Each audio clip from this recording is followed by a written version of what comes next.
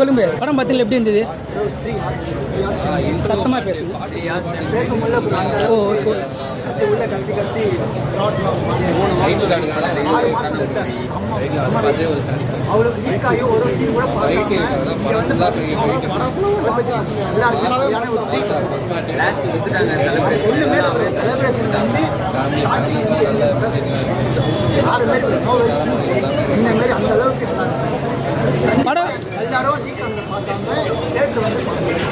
படம் வந்து 3 ஹவர் சொல்கிறாங்களே, ரொம்ப லாகாக இருக்கா இல்லை கரெக்டாக இருக்குதா?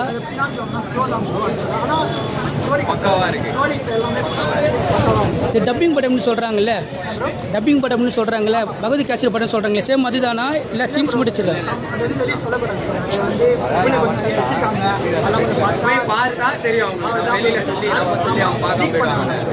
சாங்ஸ் எல்லாம் எப்படி இருக்கு?